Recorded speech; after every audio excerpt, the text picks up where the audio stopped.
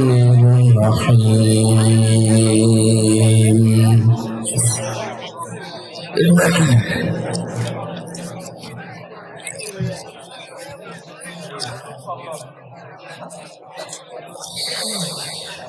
لتجدن أشد الناس عداوة للذين آمنوا اليهود والذين أشركوا ولتجدنهم أقربهم مودة للذين آمنوا الذين قالوا إنا نصارى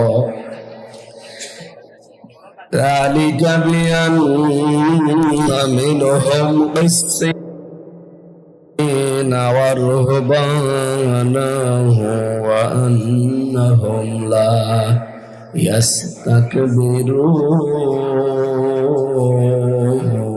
يستكبرون صدقت يا ربنا.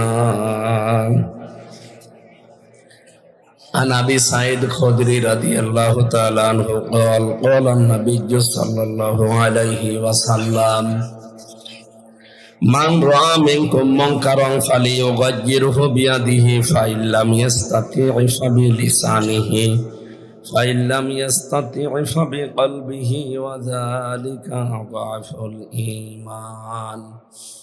رواه البخاري. وقال تعالى في شان رسوله وما زادهم إلا إيمانا وتسليما. اللهم صل على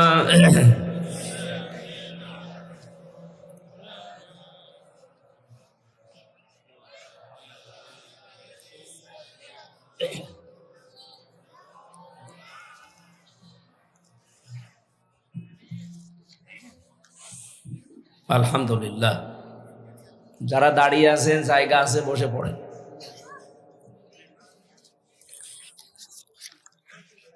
বাংলাদেশের ঐতিহ্যবাহী এলাকা সাতকানিয়া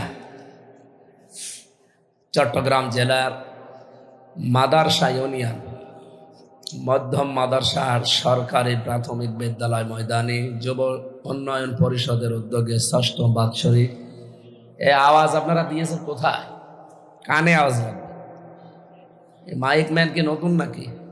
আর এই যে মিডিয়ার এই যে এরা কি করে কি, এরা এসে বলে দিতে পারে না ওই ছেলেটা তো পরিচিত। এই কে বলেছ?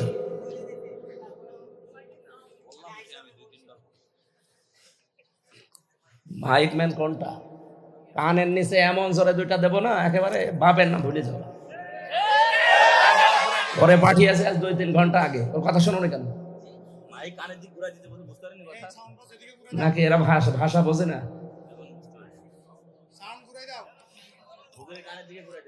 কোথায় ওর বাড়ি? সে ঝালকাঠি নাকি সে পিরোজপুর বাড়ি, ওখান থেকে এসেছে। ওরা আগের থেকে বলেছে মাইক গুলো যে কানের দিকে দেবা, বাইরে আওয়াজ দেওয়ার দরকার কি?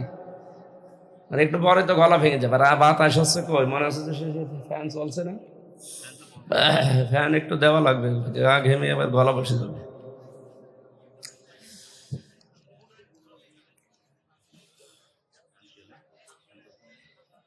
মহাবিশ্বের মহাবিশ্বয় আমাদের মালিক, আমাদের মনিব, মহান রব্বুল ইজ্জাত ওয়াল জালালের মুখের পবিত্র বাণী কোরআন। তাফসীরুল কোরআন মাহফিলের স্বনামধন্য সভাপতি, আপনাদের এলাকার সর্বজন শ্রদ্ধাভাজন ব্যক্তিত্ব, আমাদের মুরব্বী জনাব জাফর আহমেদ, বিশ্বনবীর চাচাতো ভাইয়ের নাম কি? জাফর, হযরতে জাফর রাদিয়াল্লাহু তাআলা আনহু। সেই সাহাবীর সাথে আল্লাহ রাব্বুল আলামিন আজকের সভাপতি সাহেবকে যেন কবুল করেন, বলেন আমিন। তার জীবনের যত ভালো কাজ আছে আল্লাহ যেন মঞ্জুর করেন। জীবনে যদি অন্যায় করে, অন্যায় তো করেছে নাকি? অন্যায় করে নাই? পৃথিবীর প্রত্যেকটি মানুষ গুনাহগার। নবীজি বলেন বনি আদম সন্তান সব অপরাধী, সব গুনাহগার, পাপিষ্ট। এর ভেতরে উত্তম পাপী তারা যারা তওবা করে। আল্লাহ তার জীবনের অপরাধগুলো আজকের এই কোরআনের অনুষ্ঠানের সভাপতির খাতিরে সব যেন মাফ করে নেকি বানিয়ে দেয়। আরো জোরে বলেন। জান্নাতের ভেতরে একটা অনুষ্ঠান হবে, আল্লাহ নিজেই থাকবেন সভাপতি, মুহাম্মাদুর রাসূলুল্লাহ থাকবেন প্রধান অতিথি। যারা জান্নাত পাবে তারা থাকবে শ্রোতা, অন্য কাউকে শ্রোতা হিসাবে সেখানে বসতে দেওয়া হবে না। দাউদ আলাইহিস সালাম তার কণ্ঠ দিয়ে কোরআনে কারিমের সূরা তাহা তেলাওয়াত করে অনুষ্ঠান উদ্বোধন করবে। বিশ্বনবী মুহাম্মদুর রাসূলুল্লাহ তেলাওয়াত করবেন সূরা ইয়া রহমান থেকে, আর রহমান আল্লামাল কোরআন। সর্বশেষ মহান রব্বুল ইজ্জাত ওয়াল জালাল সভাপতির বক্তব্য দিতে গিয়ে তিনি সূরা ইয়াসিন পড়ে শোনাবেন। 50,000 সানা মিম্মা তাউদ্দুন। এই যে 1 2 করে যেভাবে গণনা করি আমরা, জান্নাতে আল্লাহর কণ্ঠে এক একটি আয়াত তেলাওয়াত শুনতে সময় লাগবে 50,000 বছর। জান্নাতের নিয়ামতের কথা পর্যন্ত মানুষ ভুলে যাবে। ওই ময়দানে আজকের সভাপতি জাফর আহমেদকে আল্লাহ যেন একটু শ্রোতা হিসাবে জায়গা করে দেন। আপনাদের আমিন বলা শুনে মনে হচ্ছে ওনার উপর রাগ আছে। আপনার রাগ আছে না? এটা তো ভালো না অবস্থা। জবান খুলে ওনার জন্য দোয়া করেন, বলেন আমিন। উনি টের পাচ্ছেন আমি কি বললাম? জান্নাতে শ্রোতা হিসাবে আল্লাহ ওনারে জায়গা দেবে।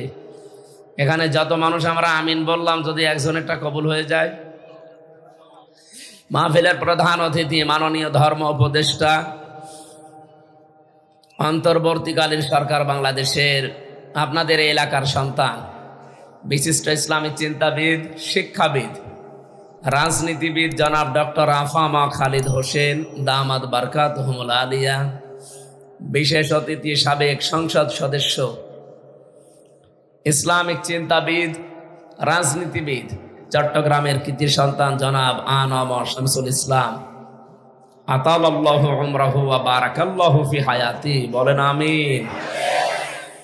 এখানে বিশেষ অতিথি হিসাবে যার নাম দিয়েছেন সাবেক সংসদ সদস্য আলহাজ শাহজাহান চৌধুরী দামাত বারকাতুহুমুল আলিয়া। তাফসীর পেশ করবেন আলেমদের উস্তাদ শায়েখ মুফতি কাজী ইব্রাহিম, শায়েখ মাওলানা জামাল উদ্দিন, মাওলানা নুরুজ্জামান মঞ্জু, মাওলানা আব্দুল্লাহ আল মারুফ। উনি কথা অলরেডি বলেছে নাকি? প্রধান বক্তা বিশিষ্ট রাজনীতিবিদ, বাংলাদেশ জামাতি ইসলামী ঢাকা মহানগরী দক্ষিণের শ্রদ্ধাভাজন সেক্রেটারি, কেন্দ্রীয় কর্ম পরিষদ সদস্য ডক্টর শফিকুল ইসলাম মাসুদ ভাই দামাত বারকাতুহুমুল আলিয়া। আমন্ত্রিত অতিথি অনেক মানুষের নাম দিয়েছে, আমরা একবারে দোয়া করছি সবার জন্য। ওয়ারাফা'না লাকা যিকরাক। আমার আগে যিনি বসেছিলেন বন্ধুবর হাফেজ মাওলানা মাহফুজুর রহমান দিনাজপুর, আপনারা ঐতিহাসিক যে ঈদগাহ ময়দানের নাম জানেন, শোলাকিয়া কিশোরগঞ্জের, এর চাইতেও 5-6 ডবল বড়। সেখানকার ইমাম খতিব হিসাবে নিযুক্ত হয়েছেন জেলা সরকারিভাবে। আল্লাহ রাব্বুল আলামিন তার এই গোলামকে আরো সুউচ্চ মাকাম মর্যাদা দুনিয়া আখিরাতে দান করেন। সময় পেলে আমরা কথা শুনতাম, যেহেতু আমাদের অনুষ্ঠান আরো আছে, তো এই জন্য সময় নেই। যতটুকু পারলাম সবার জন্য দোয়া করে আজকের তেলাওয়াতকৃত আয়াতে তাফসীর আকারে কথা বলবো ইনশাআল্লাহ। এ কি করে এখন?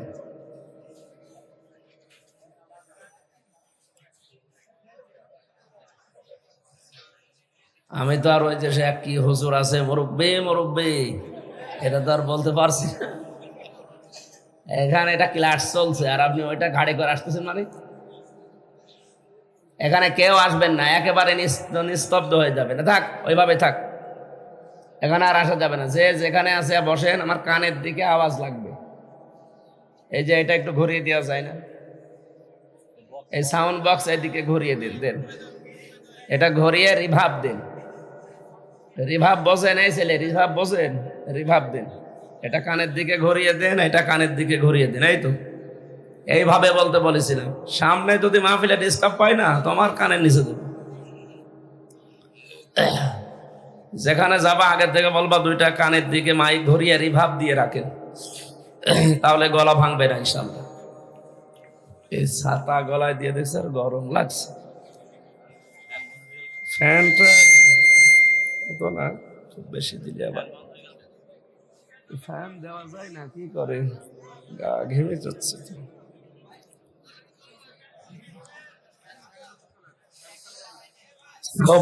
সুবহানাল্লাহ।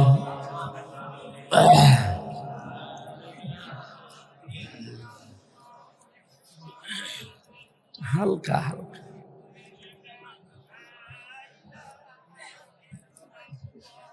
থাক থাক।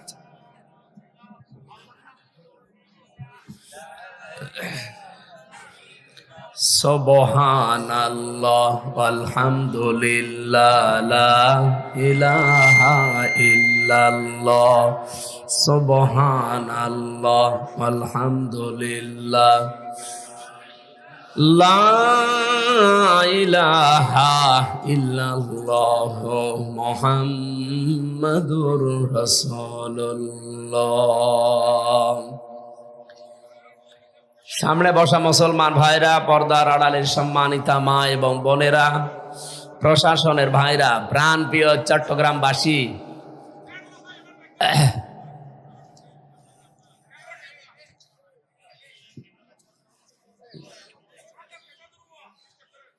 আপনাদের ভাষাও তো বুঝি না। ছাতা ক্যামেরা সরাতে বলছেন, এই এটা একটু নিচু করে দাও। এটা কার? এটা হয় নিচু করো না, এটাকে এখানে সরাও।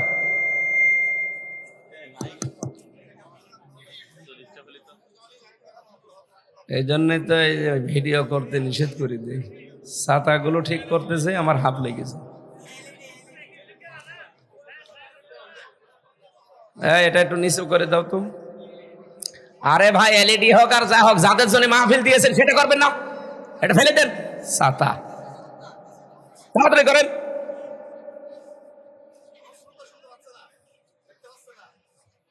যাদের জন্য আয়োজন করেছেন সেটা বাদ দিয়ে এলইডি করছে, তাড়াতাড়ি করেন না কেন? হাতের মতো শরীর নিয়ে এখানে একেবারে সেই রওশনের সাথে মতো বসে আছে। এটা কার গো? এটা কার? কি করে কি? এদিকে এখানে নিয়ে আসেন, এদিকে নিয়ে আসেন।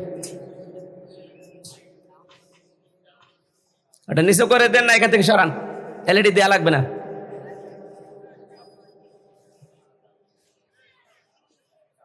আরে আসার পরে যদি এইগুলো করা লাগে, ছাতা মাথা পাঠায় কি? এদের কাজ কি? বললে কথা না শুনলে আগে কল দেবো, আমি ওখান থেকে বাড়ি চলে যাবো। যেটা কথা শুনবে না, সেই মাহফিল আগের থেকে একটু জানাবো যে এই ঝামেলা করছে, ওখান থেকে বাড়ি চলে যাবো। ও মাহফিল যারা দিয়ে করা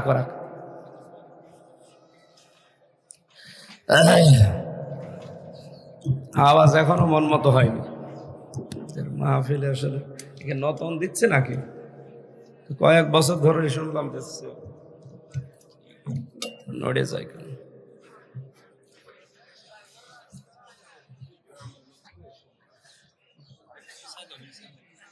ঠিক আছে, এটা উষা ঠিক আছে। দাও দাও, বাতাস দাও।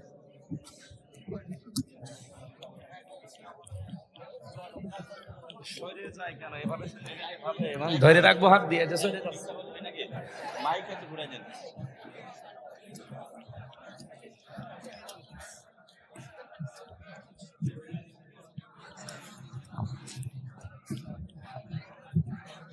মামা ফ্যান বন্ধ হয়ে গেল কেন? ফ্যান দেওয়া যাবে না? ফ্যান দেওয়ার ব্যবস্থা করেন না।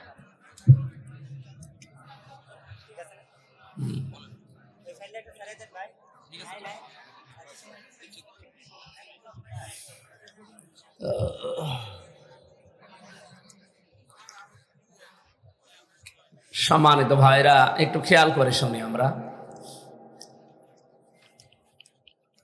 দল মত জাতি বর্ণ ধর্ম নির্বিশেষে আজকের এই অনুষ্ঠান, এটা শুধু মুসলমানদের জন্য এলাকার মানুষেরা দেয়নি নাকি?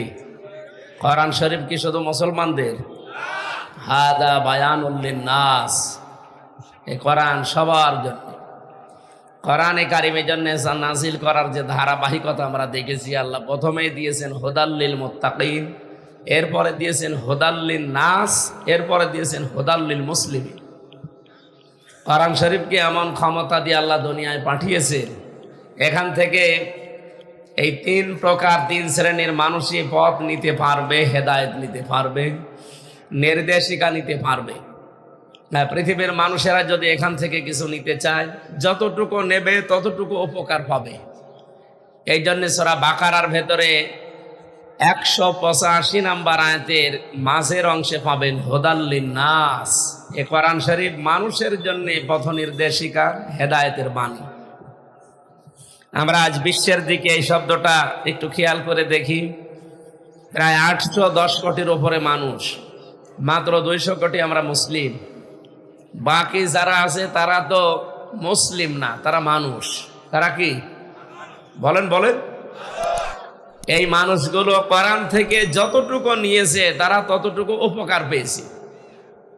আমরা বিশ্বের দিকে তাকিয়ে দেখি, খ্রিস্টানরা এই যে আমেরিকায়, এরা কোরআন শরীফ আল্লাহর বাণী বিশ্বাস করে না, মুহাম্মদ রাসূলুল্লাহ শেষ নবী ওরা বিশ্বাস করে না। কিন্তু কোরআনে যে বাণীগুলো আছে হয়তো সব তার পেয়েছে, এই জন্য তারা উপকারও পেয়েছে। সূরা বাকারা কি সূরা নিসার 34 নম্বর আয়াতের অর্ধেক অংশে ওরা আজ 236 বছর মেনে চলছে। আর রিজালু কাওয়ামুনা আলান নিসা, আল্লাহ তাআলা বলেন এই পৃথিবীতে পুরুষ মানুষ হবে নেতা, আর মেয়েরা হবে তাদের আজ্ঞাবহ, তাদের আন্ডারে থাকবে। এই জন্য ওদের দিকে তাকিয়েছেন আপনি, আজ 236 বছর চলছে আমেরিকা, তো আজ পর্যন্ত ওরা কোনোদিন মেয়েদের হাতে ক্ষমতা দেয়নি। দেখেন ট্রাম্পের মতো একটা মাতাল, এটা মাতাল না, এই মাতালের হাতে ক্ষমতা দিয়েছে, কিন্তু কমলা হ্যারিসের মতো এত বড় সে শিক্ষিতা, অনার্স মাস্টার্স করা, তার হাতে দেয়নি। কেন? এই আয়াতের ব্যাখ্যায় একটা হাদিস পড়েছি। ক্বালান নাবিয়্যু সাল্লাল্লাহু আলাইহি ওয়াসাল্লাম লা ইয়াফলিহা কওমুন ওয়াল্লাহু আমরাহুম ইমরাতুন। মুসলিম শরীফের হাদিস, এমনকি বুখারী শরীফে বাদে মুত্তাফাকুন আলাই, বুখারী মুসলিমের যৌথ হাদিস। নবীজি বলেন ওই জাতি কখনো সফল হচ্ছে না, হবে না, যেই জাতির দায়িত্বে আছে কোনো মহিলা। এই হাদিসটা ওরা মেনে চলছে, এই জন্য ওরা নিচে না, ওরা উপরে উঠতেছে পৃথিবীতে, মানে বাহ্যিক দিক থেকে উপরে উঠতেছে। যতটুকু মেনেছে ততটুকু ওরা উপকার পায়। অথচ 54 বছর আমরা এই দেশটা স্বাধীন হয়ে গেছে, আপনি বলেন এই আয়াতটাও আমরা অনেকেই মানি না, হাদিস তো মানি না। এই জন্য 54 বছরের ভেতরে অধিকাংশ সময় পুরুষের তুলনায় মহিলারাই নেতৃত্ব দিয়েছে। আপনি আবার রাগ করলেন নাকি? আমি রাগ করার জন্য বলছি না, বলছি যে এই বাস্তবতা এটা। আজ বলেন যে ওরা এত দিন দিন উন্নতি করে কেন, ওরা এত সফল হয়ে যাচ্ছে পৃথিবীতে নেতৃত্ব দিয়ে কেন? কারণ ওরা পুরুষকে দেয়, ওরা মহিলাদেরকে দেয় না। আর আমরা আমাদের দেশে এত পুরুষ মানুষ থাকার পরেও 54 বছরে অধিকাংশ সময় চালিয়েছে মহিলারা, আমরা সফল হব কি করে? তাহলে কোরআন থেকে যদি আমরা হেদায়েত নিতে পারতাম, এই দেশের মুসলমানেরা আমরা ওদের তুলনায় অনেক উপরে চলে যেতাম। কারণ শুধু পুরুষ না, আমাদের ভেতরে তো আরেকটা চরিত্র আছে, আখিরাতের চরিত্র। কে কথা বলে না কেন? সুতরাং আমরা কোরআন থেকে যতটুকু নিতে পারবে পৃথিবীর মানুষ ততটুকু কল্যাণ পাবে, উপকার পাবে, হেদায়েত পাবে, যাই বলে। দ্বিতীয় নম্বরে আপনি পাবেন হুদাল্লিল মুসলিমিন। এ পৃথিবীতে মুসলমানেরা যতটুকু পারে কোরআন থেকে নেয় মানুষের তুলনায় আরেকটু বেশি, এই জন্য মুসলমানেরা উপকার আরেকটু বেশি পায়। আমরা যেহেতু মুসলিম, আমরা 2 নাম্বারটায় আছি। এই বিশ্বে আমরা মুসলমানেরা কোরআন থেকে ওদের তুলনায় আর একটু বেশি বেশি নিয়েছি, এই জন্য উপকারও আর একটু বেশি পাই। তাহা মা আনজালনা আলাইকাল কোরআনা লিতাশকা। আল্লাহ পাক বলেন, এ কোরআন আমি এই জন্য নাজিল করিনি যে আপনি মায়ের খাবেন। আজ তাম পৃথিবীতে মানুষের ভেতরে যারা মুসলিম তারা মায়ের খাচ্ছে না। বলেন বলেন, এই দোষটা তো পুরোপুরি আল্লাহর দোষ। আল্লাহ বলেন কোরআন আমি এই জন্য দেইনি যে আপনি মায়ের খাবেন। তাহলে কোরআন যেখানে থাকবে সেখানে মায়ের খাওয়া লাগবে না। মানে তো ঐতিহাসিক প্রেক্ষাপট খেয়াল করেন, নবীজির জীবনের শেষ ভাষণ যেটা ছিল ঐতিহাসিক বিদায় হজের ভাষণ, উনি সর্বনিম্ন সর্বোচ্চ ভাষণ এই দিনই দিয়েছিলেন। এর আগে কথা যারাই বলতেন সর্বোচ্চ 15-20 মিনিট 22 মিনিট। আমি সিরাত ইবনে হিশাম আর রাহিকুল মাখতুম এই দুইটা গ্রন্থে দেখেছি নবীজির জীবনে সবচাইতে বেশি বড় বক্তব্য ছিল এই বিদায় হজের ভাষণ, 27 মিনিট। কয় মিনিট? চট্টগ্রামের মুসলমানেরা একটু চিন্তা করেন তো, কি বলেছিলেন 27 মিনিটে? আজ 1500 বছর পার হয়ে গেল, এই 27 মিনিট মানুষ কোল কিনারা পাচ্ছে না। কিয়ামত পর্যন্ত মানুষ এই 27 মিনিট নিতেই থাকবে, কোনোদিন এটা শেষ হবে না। এই 27টা মিনিটই যদি মানুষ মেনে চলতে পারে, ওর জীবন সাকসেস। আপনি চিন্তা করেছেন যে মাত্র 27 মিনিটে কি এমন কথা বলেছিলেন যে আজও পর্যন্ত আমরা নিতেই পারি না, এখনো নিয়ে শেষ করা যায়নি, কিয়ামত পর্যন্ত শেষও হবে না। 27 মিনিটে তার সামনে প্রায় 1,14,000, কোন কোন ঐতিহাসিক লিখেছে 1,24,000 সাহাবী ছিল। মত পার্থক্য থাকতে পারে, ছিল লাখের উপরে। নবীজির সামনে পেছনে ডানে বামে যারা বসা ছিল একেবারে আমাদের মতো নাদান না, সব সাহাবী। তার ডান পাশে বাম পাশে যারা প্রত্যেকেই জান্নাতের গ্যারান্টি পাওয়া সাহাবী। এদিকে আবু বকর, ওমর, এদিকে ওসমান আলী, সব জান্নাতি। তারা সার্টিফিকেট ধারী যে জান্নাত তারা পাবে। নবীজি এই কথা বলার সময় কিন্তু বলেননি যে আমার ডানে আবু বকর, বামে হযরত ওসমান, আমি এদেরকে রেখে গেলাম, আমার ইন্তেকালের পরে এদেরকে মেনে নিলে জান্নাত পেয়ে যাবা, বলেছে? তিনি বলেছিলেন তারাকতু ফীকুম আমরাইন লান তাদিল্লু মা তামাসসাকতুম বিহিমা কিতাবাল্লাহি ওয়া সুন্নাতু রাসূলিহি। নবীজি বললেন আমি চলে গেলাম, দুইটা জিনিস তোমাদের জন্য রেখে গেলাম, যদি আঁকড়িয়ে ধরতে পারো। আল্লাহর নবী মা তামাসসাকতুম দিলেন কেন? খুজু দিতে পারতেন। তাফসীর মাহফিলে, ওয়াজ মাহফিলে এই কারণে আসা লাগে, কারণ এমন এমন শব্দ কোরআন হাদিসে আছে যেটা আপনার বাপও কোনোদিন শুনে নাই। আপনি ইতিসাম শব্দটা না দিয়ে খুজু দিলেই তো বাংলা অর্থ বেরিয়ে আসে। পৃথিবীর অন্যান্য জাতির লোকেরা তো তাও তো বুঝে ফেলতো যে খুজু মানে ধরো, আঁকড়াও। কেন ইতিসাম দিলেন? মাতা মাসাক্তুম কেন দিলেন? বাংলা অর্থে আমি পেয়েছি এ হাদিসের ব্যাখ্যা পড়তে গিয়ে, আপনাকে যদি কোনো সুতা দেওয়া হয়, এদিকে তাকান, সুতা দিয়েছে যে একটু আপনি কামড় দিয়ে ধরেন, আপনি যদি সামনের এই দাঁত দিয়ে কামড় দেন, টান দিলে হয়তো বেরিয়ে চলে আসতে পারে, কিন্তু মাড়ির দাঁত দিয়ে যদি ধরেন, আমি টান দিলে সুতা ছিঁড়ে যাবে, তাও আপনি টেনে ছিঁড়তে পারবেন না। দাঁত তো দুইটাই, সামনের দুইটাও দাঁত, মাড়ির দাঁতও দাঁত, দুইটার ভেতরে পার্থক্য আছে না নেই? বলেন বলেন। এইটা দিয়ে ধরা মানে শক্ত করে মজবুত করে ধরা। নবীজি এই জন্য খুজুটা দেননি, মা তামাসসাকতুম বিহিমা। যদি এই দুইটাকে, এই যে মাড়ির দাঁত দিয়ে মানুষ যেভাবে ধরে এভাবে আঁকড়িয়ে ধরতে পারো, কি হবে জানো? আমি নবীজি বললাম লাং তাদিল্লু। এমনি তাদিল্লু দিলে তো অর্থ হয়ে যায়, লাং দিলেন কেন?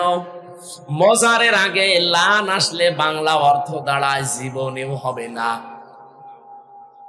তাদিল্লু যেহেতু মজারে, এটা বর্তমান, ভবিষ্যৎ, প্রেজেন্ট, ফিউচার, দুইটা শব্দ দিয়ে, কাল দিয়ে এই শব্দটা গঠন করা। বিশ্বনবী জানাতে চেয়েছেন, কোনো দিন তোমরা পথভ্রষ্ট হচ্ছ না, হবা না, না খেয়ে থাকছো না, থাকবা না, কোনদিন অপমান হচ্ছ না, হবা না। এরকম 33টা অর্থ আপনি বের করতে পারবেন। এর অর্থ না খেয়ে থাকা, অপমান হওয়া, অপদস্থ হওয়া। যত অর্থ আপনি এই তাদিল্য শব্দের পথভ্রান্ত হওয়া, পথভ্রষ্ট হওয়া, পথ হারিয়ে ফেলা, কোনো কিছুই হবে না যদি এই দুইটা জিনিস আঁকড়িয়ে ধরতে পারো। আমার প্রশ্ন এখানে, এত বড় বড় সাহাবী যারা জান্নাতের সার্টিফিকেট নিয়ে বসে আছে যে মরে গেলে জান্নাতি, নবীজি কেন তো তাদের নাম বলেন নাই? বলেছিলেন, আমি কোরআন আর সুন্নাহ রাখলাম। এখান থেকে আমার একটা কথা জাগে মনে, বিশেষ করে চট্টগ্রাম বিভাগে আসলে এটা বেশি মনে পড়ে। কারণ সারা বাংলাদেশ আপনি করিয়ে যে কয়টা পীর পাবেন, এই চট্টগ্রাম বিভাগে তার চাইতে ডবল পীর পাওয়া যাবে। এ বিভাগে ঘরে ঘরে পীর, মহিলারাও পীর। মহিলাদেরকে পীর মা বলে ডাকে, ওই যে উপর বসে আছে। এইগুলো না, ও শুনতেছে। এলাকায় বহু শুনেছে যে মহিলা পীর পর্যন্ত আছে, বিশেষ করে এই যে সীতাকুণ্ড, মাইজভান্ডারি এলাকা, যেখানে ও স্বামীও পীর, স্ত্রীও পীর। আপনি পীর হন, আমার নিষেধ নেই। পীর মানে উস্তাজ, পীর মানে শিক্ষক, পীর মানে মুআল্লিম, পীর মানে টিচার, যাই বলেন। আপনি যেটা জানেন না ওনার কাছে জেনে নেবেন, এটার নাম পীর। এটার নাম, ওরা দলিলও দেয়। পীরের দলিল কি? ফাসআলু আহলা যিকরি ইন কুনতুম লা তা'লামুন। যেটা জানো না, যারা জানে তাদের কাছে জেনে নাও। এখান থেকে কি বুঝলেন আপনি? যেটা জানেন না, যারা জানে তাদের কাছে জেনে নেওয়া, এইটার নাম উস্তাজ, পীর, শিক্ষক, মুআল্লিম, টিচার, সব। আপনি পীর হবেন, কোনো নিষেধ আছে? বলেন বলেন। আপনাকে তো আগে জানা লাগবে। মানুষেরা আসবে আপনার কাছে জানতে, আর আপনি এমন পীর, আপনার পেটে বোম মারলে আপনি নিজে সূরা ফাতিহা শুদ্ধ করে পড়তে পারেন না। এরকম পীর দেশে নেই। এই চট্টগ্রামে আসলে আমার নূরে বাংলা ভাইয়ের কথা মনে হয়। একই নূরে বাংলা না নূরে ইংলিশ? আর কোরআন শরীফ পড়া সেদিন আমি শুনছিলাম, আল্লাহ ওকে নতুন জিবরাইল নাজিল করছে। কি পড়ে! আরেকটা আছে যে জাহাঙ্গীর হুজুর, দরবারিয়া জাহাঙ্গীরে খুলে বসে আছে। এই চট্টগ্রাম বিভাগের মানুষ তো পাগল কেন বলেন তো? আপনাদের কি কমন সেন্সের কমনও বাদ, সেন্সও শেষ হয়ে গেছে। এই পাগল গুলো এলাকায় থাকে কি করি? ওরা কোন এলাকা? ও, নদীর ওপারে, পটিয়া। এগুলো এরা টিকে থাকে কি করে আপনাদের সামনে? আমার তো জ্ঞানে ধরে না। এ তো পাগলও বোঝেছে ওরা পাগলামি করছে, আপনারা বুঝবেন না। মানে ইসলাম এসেছে চট্টগ্রাম দিয়ে, সারা বাংলাদেশের মানুষ আমরা জানি। আর আপনারা যদি এরকম পাগল ছাগলকে আশ্রয় দেন, তা আমরা কি করব?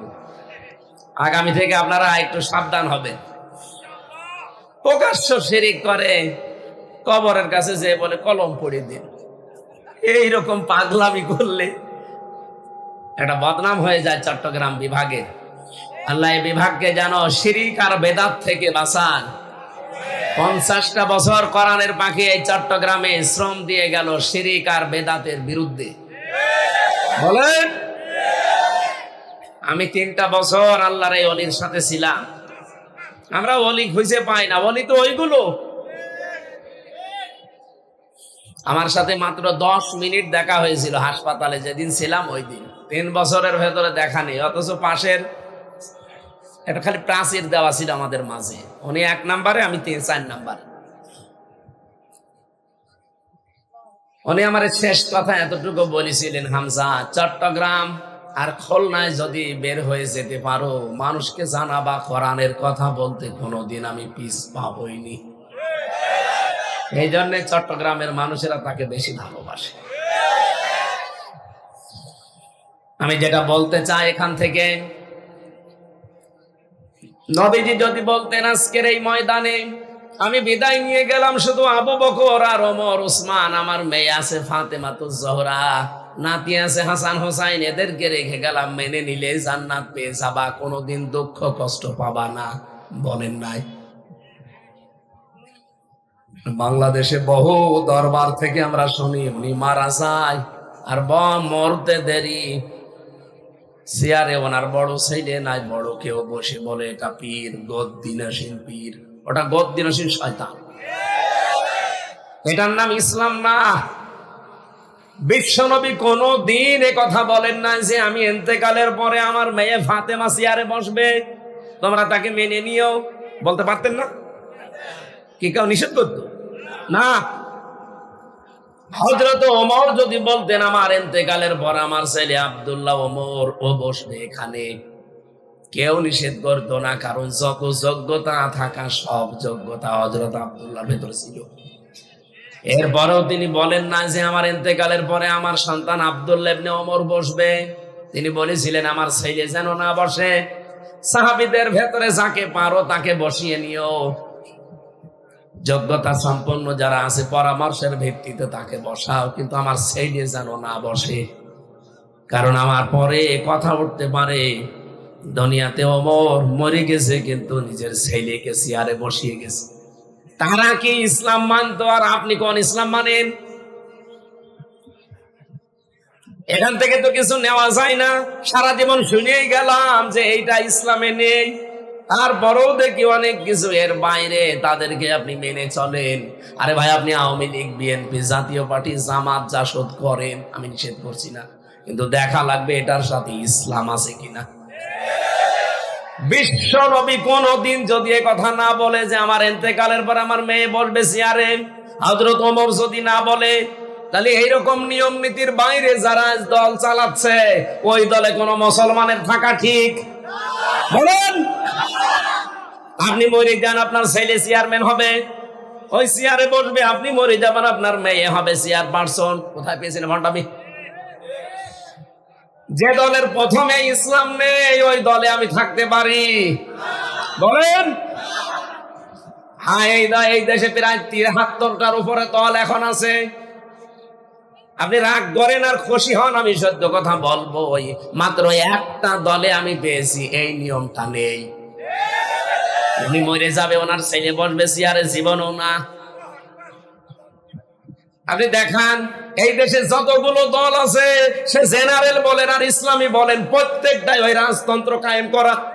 উনি মরে যায়, ওনার বাবা বসবে, ওনার ছেলে বসবে, ওনার মেয়ে বসবে, মনে হচ্ছে দেখে বাপ দাদা রেস্টি করা। একটা দলের ভেতরে এটা নেই। কথা বলেন এখানে, সে যেই হোক।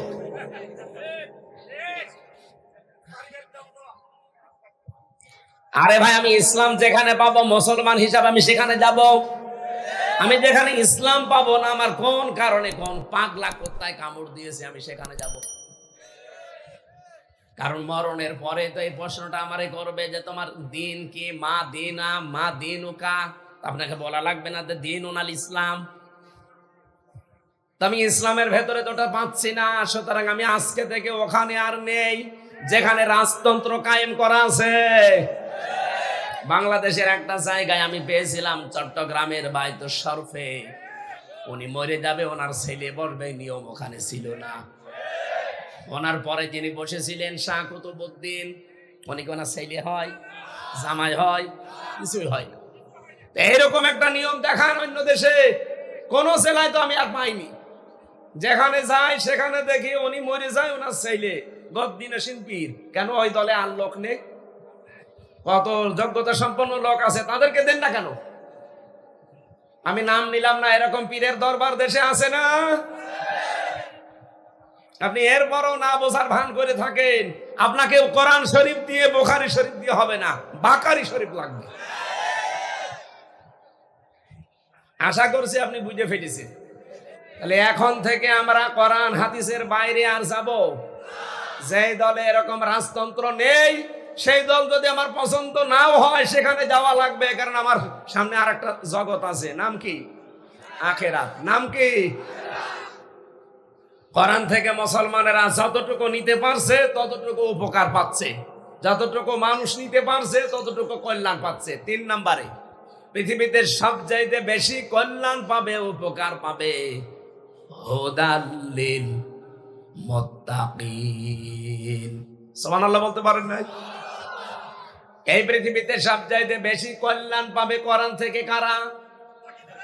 পরিপূর্ণভাবে যদি কল্যাণ উপকার আপনি পেতে চান, যদি পরিপূর্ণ হেদায়েত পেতে চান, আপনাকে মুত্তাকি হওয়া লাগবে।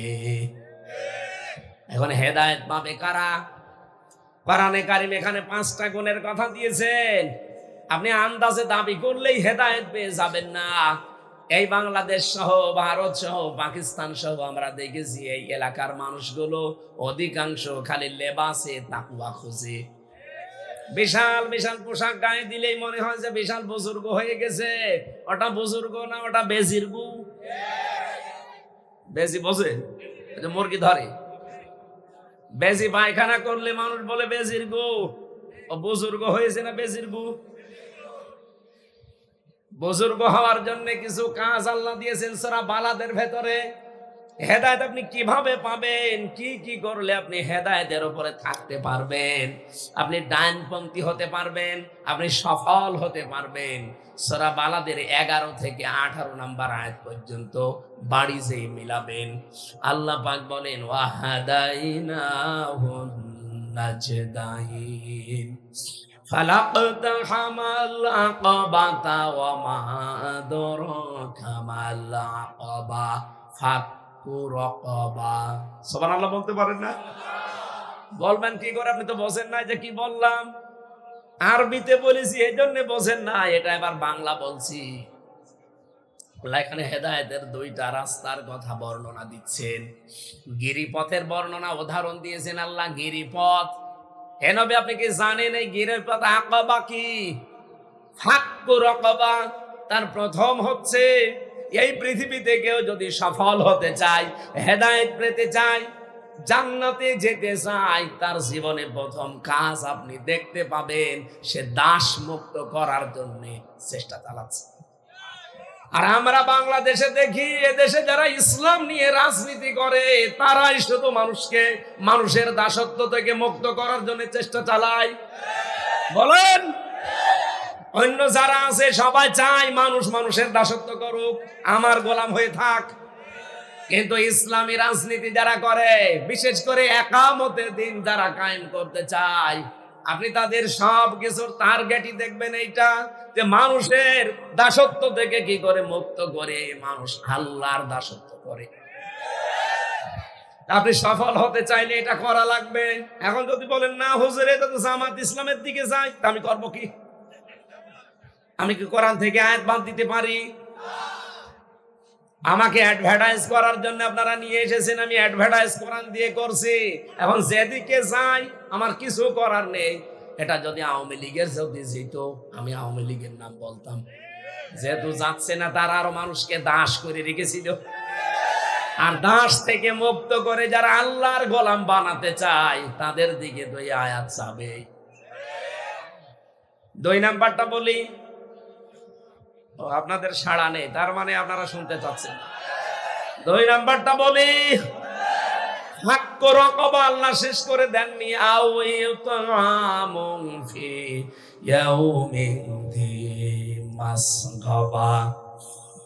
রব্বুল আলামিন বলেন 2 নম্বরে, আও ইউতামুন ফি ইয়াউমিন যী মাসগাবা। এই দুনিয়ায় যারা অভাবী মানুষের, অভাবী মানুষদের অভাব অনটন এগুলো দূর করার জন্য যারা এগিয়ে যায়, দুর্ভিক্ষে যখন মানুষ পড়ে, যখন বন্যা কবলিত হয়ে পড়ে, ওই জায়গায় যারা সব চাইতে আগিয়ে যায়, এই মানুষগুলো সামনে আমি আল্লাহ বললাম সফল হবে। আপনি আগস্টের 5 তারিখের পরে বন্যা দেখেছিলেন, দেখেননি? আপনি বলেন তো এই দেশে 18 কোটি মানুষের কতগুলো সংগঠন, কোন সংগঠন মানুষের দুয়ারে দুয়ারে এগিয়ে গেছে? আমি দেখতে পাই যাদের নাম, তাদের নাম বলবো না, আপনার নাম বলবো? তারা নিজেরা চলতে পারে না, কিন্তু টাকা কালেকশন করে কোথায় চলে গেছে? সাতক্ষীরায়, কোথায় কুড়িগ্রাম, নোয়াখালী, ফেনী এই লাইনে এসেছিল। কত কঠিন অবস্থা তারা পার করে, অথচ নিজের বাড়িতে চুলায় আগুন চলে না।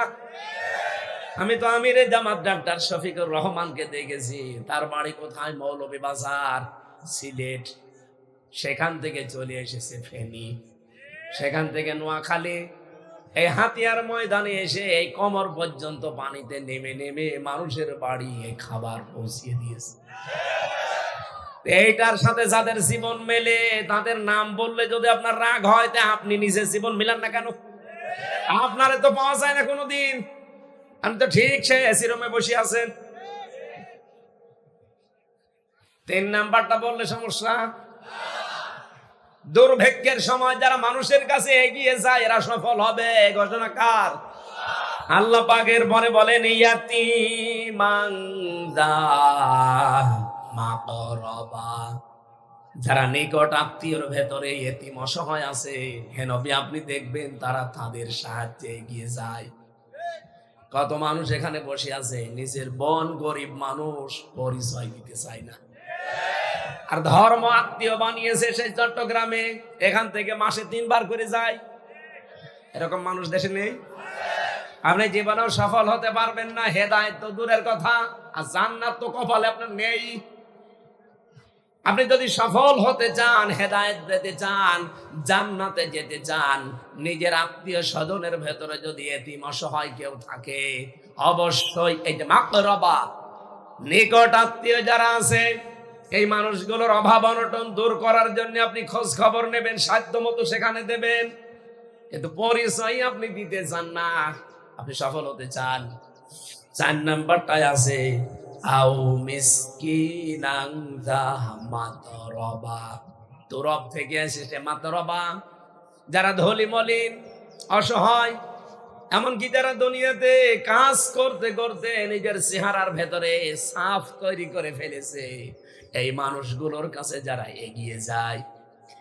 আরে ভাই, কোরআন আমি হাতে নিয়ে বলছি, নিজে আমি ডাক্তার শফিকুর রহমানকে দেখেছি, এই লোকটা মসি মেতর এদের সাথে বুক মিলাচ্ছে। মেতর আশ্চর্য হয়ে গেছে, বলছে কি হুজুর, ওরা তো আর চেনে না যে আমিরে জামাত। কি হুজুর, আপনি আমার মতো মানুষের সাথে বুক মিলাতে চান? আমি তো নিজেকে মানুষই মনে করি না, আমি মেতর, পায়খানা পরিষ্কার করে বেড়াই, আমি রাস্তা ঝাড়ু দেই, আমরা তো নিজেরা মানুষকে মানুষই মনে করি না, আর আপনি আমার মতো মানুষ, এত সুন্দর পোশাক পরে, এত সুন্দর চেহারা নিয়ে আপনি আমার সাথে বুক মিলাতে চান? ওই দিন বলেছিলেন উনি যে আপনারা শুধু মানুষ না, আপনার শ্রেষ্ঠ মানুষ। কারণ নবীজির হাদিস আল কাসিব হাবিবুল্লাহ, যারা কাজ করে খায় এরা আল্লাহর বন্ধু। কত মানুষ এই দেশে আল্লাহর বন্ধু হয়েছে, কোনো কাজ নেই, শুধু টাকা মারা ছাড়া। তার ভেতরে এই যে দরবেশ একজন, কি কাজ করতো আপনি বলেন তো? শুধু বসে থাকা ছাড়া কোনো কাজ আছে? এই জন্যই তো 36,000 কোটি টাকা চুরি করেছিল। ওই শয়তান এখন থাকে মাটির ফলরে। আর দেখেছেন মাথার চুল থেকে একেবারে পা পর্যন্ত, স্যান্ডেল পর্যন্ত সাদা, আর ভেতরে পোড়াটা কালো। আমি যেই কন্ডেম সেলে থাকতাম, আমার একটা পাতলা কম্বল দিয়েছিল, আরো শুনলাম যে থাকে ফ্লোরে। ওর কম্বল দেওয়ারও দরকার নেই, দরকার ওর যা আছে সব খুলে নে, পড়ে থাক। যত টাকা চুরি করেছে ওর তো সব কেটে ফেলা দরকার, হাত পা যত ছোটখাটো জিনিস আছে সব, ওর কোনো কিছু রাখা দরকার। কারণ টাকা চুরি করলে যদি 10 টাকার উপরে যায়, 10 দিরহামের, যদি অভাবে না হয়ে স্বভাবে হয়, আবার বলছি, কেউ যদি চুরি করে ওটা যদি 10 দিরহামের উপরে হয়, আর ওটা যদি অভাবে না হয়ে স্বভাবে হয়, তাহলে তার হাত কাটা লাগবে। ও কি 10 দিরহাম? 36,000 কোটি টাকা।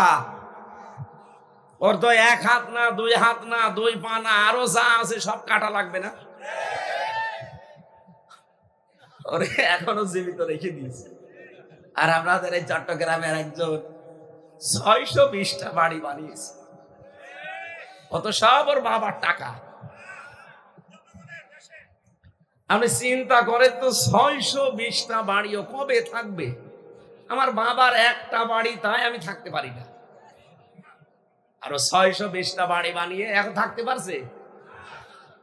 একটা বাড়িও থাকতে পারে না। বাইরের দেশগুলোতে যে দেখে শয়তানরা হোটেলে থাকে। ওই সাহেব পাড়া বানিয়েছে, কেউ বানিয়েছে যে বেগম পাড়া, কিন্তু থাকতে পারে না। থাকে সব ভয় ভয় হোটেলে থাকে। হোটেল থেকে নেমে যদি দেখি বসে আছে, কি এখানে কি? আমি এই জেল থেকে বের হয়ে গিয়েছিলাম একবার মালয়েশিয়া, সিঙ্গাপুর। যে দেখি হোটেলে উঠি, হোটেলের নিচে বসে আছে দুই শয়তান পরিচিত। এখানে বলছো হুজুর আমরা আগেই পালিয়েছি। আগেই পালালেন কেন? এমন কাজ কেন করলেন যে পালানো লাগবে? এখন দোয়া, এখন তো মুখ দিয়ে আসলে বড় দোয়া আসবে। প্রায় 35 লাখ যুবক বেকার এই দেশে। ওরা যা টাকা পাচার করেছে এই 15.5 বছরে, টাকাগুলো যদি দেশে থাকতো, কর্মজীবন যদি তৈরি করে দিতে পারতো, একটা মানুষও বাইরের দেশে যে রুটি বানাইতো না, পায়খানা সাফ করতো না, রাস্তা ঝাড়ু দিত না। এই যে মাহফুজ ভাই আমার সাথে ছিল, জিজ্ঞাসা করেন মালয়েশিয়া যে এই দেশের মানুষেরা রুটি বানাচ্ছে, পায়খানা সাফ করে, রাস্তা ঝাড়ু দেয়। তারপর ওখানে বৈষম্য থেমে আছে। এমনি কি বৈষম্য বিরোধী আন্দোলন হয়েছে? আমরা যেখানে দুইজন মিলে থাকতাম, ওখানে মালয়েশিয়া শহরে আমপাঙে, ওই জায়গায় এই জামাটা সেলাই করতে গেলাম। সেই দর্জির কাছে, ওর বাড়ি বাংলাদেশের ওই যশোরে।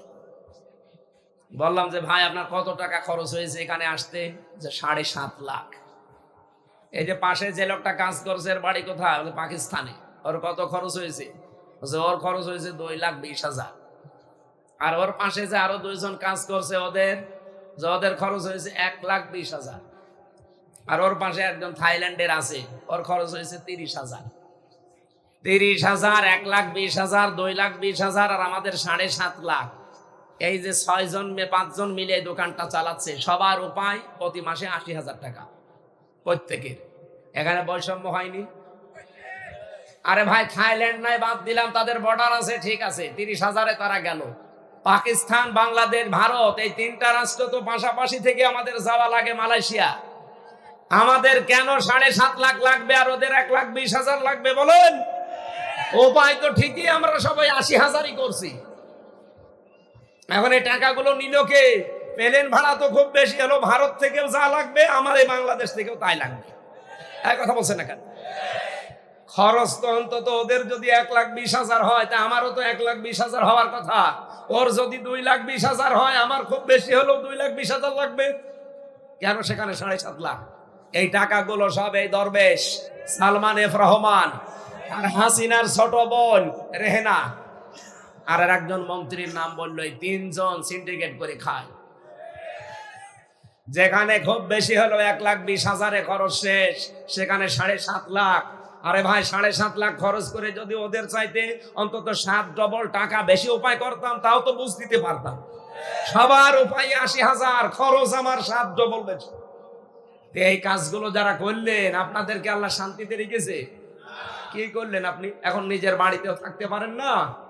ওই বাড়ি বানিয়েছিলেন যা বাইরে, ওগুলোও থাকতে পারেন না। মাঝখান থেকে আমাদের বিপদে ফেলে দিয়ে গেলে। এই দেশটাকে এখন দাঁড় করানোর জন্য চেষ্টা চলছে ডক্টর মোহাম্মদ ইউনূসের মাধ্যমে। আপনাদের চট্টগ্রামের সন্তানরা, ওনার দ্বারা কি হবে না হবে আমি জানি না, কিন্তু দোয়া করি লোকটা যেন আরো কিছুদিন থাকে। দেশটাকে দাঁড় করাতে, বিশেষ করে আমাদের এই প্রতিবেশী যারা আছে, এদের কবল থেকে মুক্ত হওয়ার জন্য ওনার মতো একটা মানুষ দরকার ছিল। তাছাড়া অন্য কেউ আসলে এখানে টিকে থাকতে পারতো না। এমন প্রতিবেশী আমরা পেয়েছি। আজকের তেলাওয়াত কিন্তু আয়াতে ওই প্রতিবেশীদের নাম আছে। এখন যদি বলেন মোদি, এই নামটা আছে, হ্যাঁ আছে, আপনাকে আমি দেখাচ্ছি। তাহলে সফল হওয়ার আমরা যে যে গুণগুলো বলছিলাম আরো কয়েকটা আছে, আমি কি শেষ করবো এটা? না, এই আয়াতটা শেষ করি। সুম্মা কানা মিনাল্লাযীনা আমানু ওয়া তাওয়াসাউ বিস-সাবরি ওয়া তাওয়াসাউ বিল মারহামা। তাদের আরো কিছু গুণ আছে। এই মানুষগুলো ইমানদার হবে এবং সবরের ধৈর্যের দ্বারা একে অন্যকে উপদেশ দেবে। নিজেদের ভেতরে রহম দিল হবে, রহমের দয়াময় হওয়ার জন্য তারা পারস্পরিক একে অন্যকে উদ্বুদ্ধ করবে বা উপদেশ দেবে। আমরা এই পাঁচটা গুণ যাদের ভেতরে বাংলাদেশে পাবো তাদের সাথে থাকবো, কারণ আল্লাহর নির্দেশ, তারা সফল কাম, তারা হেদায়েত প্রাপ্ত। কোরআন থেকে এই হেদায়েত গুলো যারা নিতে পারে, আল্লাহ যে তিনটা ধারাবাহিক দিলেন, তিনটা বিষয়, 1 নম্বরে হুদাল লিন-নাস, 2 নম্বরে হুদাল লিল মুসলিমিন, এটা সূরা নাহালের ভেতরে পাবেন, 90-89 নম্বর আয়াতে আছে শেষের দিকে। 3 নম্বরে সূরা বাকারার 2য় আয়াতে হুদাল লিল মুত্তাকিন। সেই কোরআন যেহেতু সবার জন্য হেদায়েতের বাণী নিয়ে এসেছে, মানুষ হিসাবে, মুসলিম হিসাবে, মুত্তাকি হিসাবে আমরা কে কতটুকু কোন পর্যায়ে যাব সেটার উপরে নির্ভর করছে কোরআন থেকে উপকার পাওয়া না পাওয়া। আল্লাহ আমাদের পুরা মুত্তাকি হয়ে আজকের যে তেলাওয়াতকৃত আয়াত আছে এখান থেকে কিছু নিয়ে যাওয়ার তৌফিক দেন, বলেন আমিন। সূরা মায়েদা 82 নম্বর আয়াত আমরা পড়েছি।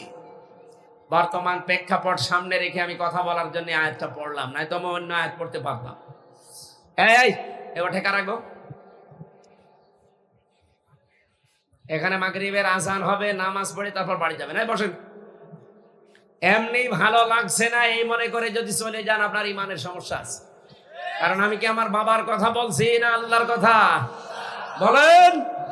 হ্যাঁ, কোনো প্রয়োজন যদি থাকে, প্রসাব পায়খানা আর বিড়ি খেতে চান তাহলে যান, না যাক, বিড়ি খেয়ে আবার চলে যান। আল্লাহ রাব্বুল আলামিন বলেন, লা তাজিদান্না শাদ্দান নাসি আদাওয়াতাল লিল্লাযীনা আমানুল ইয়াহুদা ওয়াল্লাযীনা আশরাকু। লা তাজিদান্না, লামে তাকিদ নুনে সাকিলা। আল্লাহ পাক গ্যারান্টি দিয়েছেন 2 বার এখানে, অবশ্যই অবশ্যই হে নবী, তামাম পৃথিবীতে যত মানুষ আছে এই মানুষগুলোর ভেতরে ইমানদার যারা, তাদের জন্য জঘন্যতম শত্রু হিসাবে 2টা জাতি কাজ করছে, করে যাবে। কারা? 1 নম্বরে ইহুদি যারা, তারা। 2 নম্বরে যারা মুশরিক তারা। আমরা তামাম দুনিয়ার দিকে তাকিয়ে দেখি 257টা রাষ্ট্র আছে পৃথিবীতে, সবচাইতে বেশি জঘন্যতম শত্রু হিসাবে এখন কাজ করছে মুসলমানদের বিরুদ্ধে একটা ইহুদি আর একটা মুশরিক। কত বাস্তব দেখেছেন। এই যে ইহুদিরা শুধু এখনই আমাদের উপরে অত্যাচার করে, জুলুম নির্যাতন হত্যা করে তা না, একেবারে শুরু থেকে এরা আমাদের শত্রু।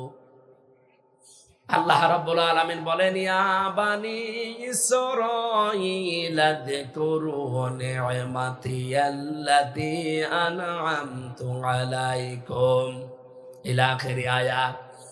হে বনি ইসরাইল, স্মরণ করো ওই সময়ের কথা যে নিয়ামতগুলো আমার আল্লাহ তোমাদের উপরে দিয়েছিলেন, ওগুলো একটু একটা একটা করে স্মরণ করো।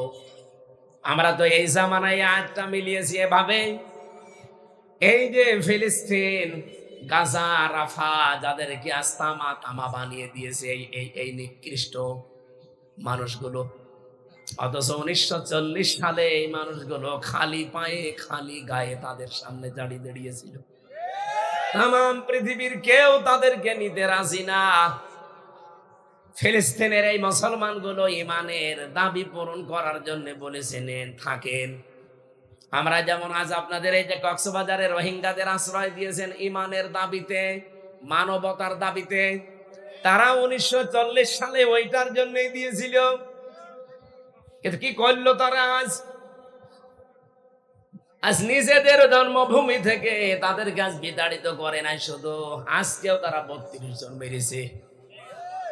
এমনকি রাফার গাজা পুরা তামা বানিয়ে ফেলেছে।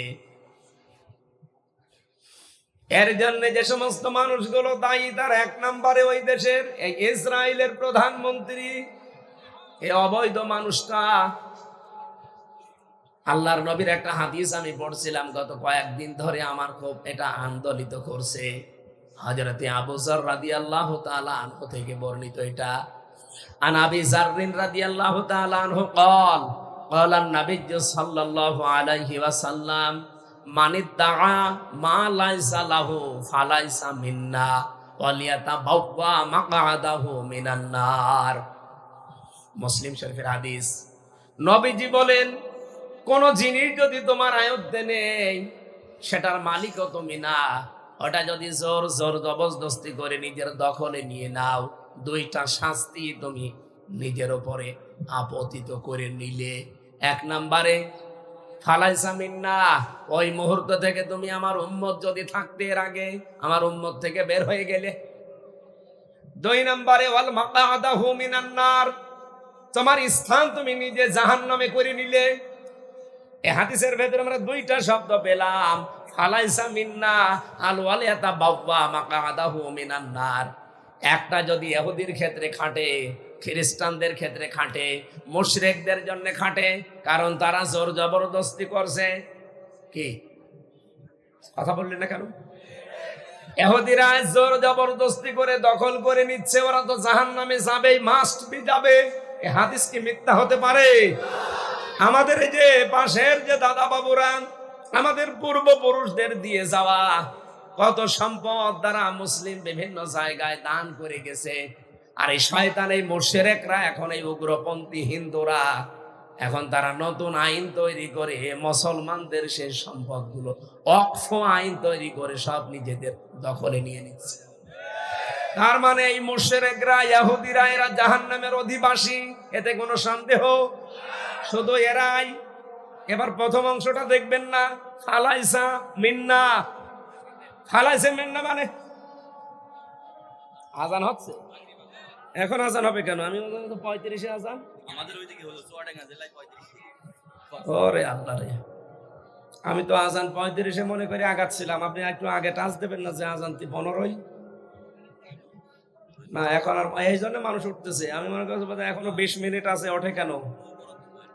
এখন আর হবে না ভাই, আমি 35-এ মনে করছিলাম, তা আসলে শেষ করতে পারতাম। আল্লাহুম্মা আমিন। রব্বির হামহুমা কামা রব্বায়ানি সাগীরা। আল্লাহ যে আয়োজনের আঞ্জাম দিয়েছে, এটা কবুল করে নাও। আগামীতে অনুষ্ঠানটা বিশাল আকারে তুমি মঞ্জুর করো আল্লাহ। আমার সময়টা দ্রুত চলে গেছে, আমি শেষ করতে পারলাম না। যতটুকু বলেছি আল্লাহ কবুল করে নাও। আলহামদুলিল্লাহি রাব্বিল আলামিন। নেন নামাজ পড়েন। কি আসছে বয় কোথায়?